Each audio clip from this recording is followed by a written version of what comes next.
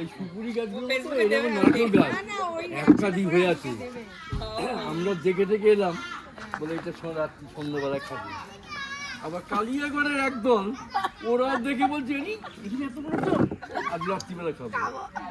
এইবার আমাদের টিম আগে গেছে, গিয়ে তো একটা চচ্চর করে গাছে উঠে পড়েছে, গিয়ে মগ গাড়ি বসেছে, ওই দল আসছে।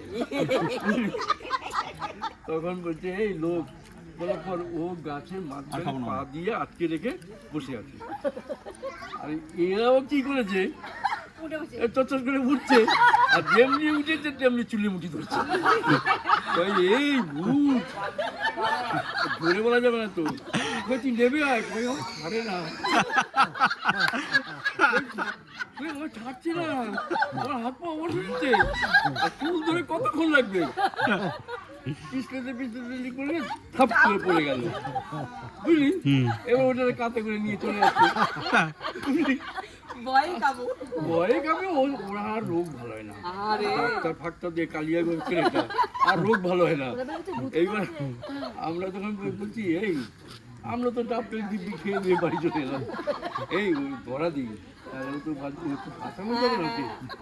একদিন গেলাম, অনেক ডাক্তার ফাক্তার করেছে, একদিন গেলাম ওর সঙ্গে বসে, কেমন আছিস, কথা বলে না, এই আমার চুলিমুটি দিয়ে টানে, এই ছাড়ে না, ওর তখন সেগুলো মনে পড়ছে। এই কোথায় কি পুরো জানলি কি করে, বলে এই বেটায় গাছে ছিল, চুলিমুটি ধরছে, তখন বলছে এই ভূত ভূত, ব্যাস রোগ বলে। ও মা বলছে 4টে ছেলে এলো, কি করলো কি জানে, আমার ছেলে ভালো হয়ে গেল।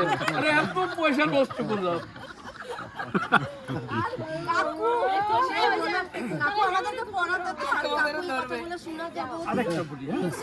আবার কিন্তু 100টা বলতে পারবো। এবার আমাকে একটা ধর, আমি বনির জন্য একটা মেয়ে দেখতে গেলাম, শোনো, বনির জন্য একটা মেয়ে দেখতে গেলাম কলকাতায়। মেয়ে তো মানে সাইকেল গাড়ি ট্যাক্সি কত কি দেবে, কিন্তু গিয়ে দেখি মেয়ে ধুমছু কালো, কুম্বের কালো, মানে অন্ধকারে মসি বলা যাবে। ওই দেখে তো পালিয়ে গেছি। এবার রাস্তা দিয়ে যাচ্ছি কলকাতায়, খাবার টাবার খেয়ে গেছি, রাস্তা খুঁজে পাচ্ছি না, দেখি একদল মেয়েরা মিছিল করে আসছে। মিছিল করে আসছে তখন তো শুনতে ইচ্ছা করছে, কি বলে, তখন বলছে আমাদের দাবি মানতে হবে, নইলে গদি ছাড়তে হবে, আমাদের দাবি মানতে হবে, নইলে গদি ছাড়তে হবে। আমি তোমাদের কিসের দাবি, বলে আমরা শপথ নিলাম স্বামীদের নাম ধরে ডাকবো, স্বামীদের বিড়িটুকু ফুকবো, ছুট প্যান্ট পরবো, চুরি কাছে চালাবো, বেশি কিছু বললে পর মুড়ো ঝাঁটা মারবো, বলে আমরা শপথ নিলাম।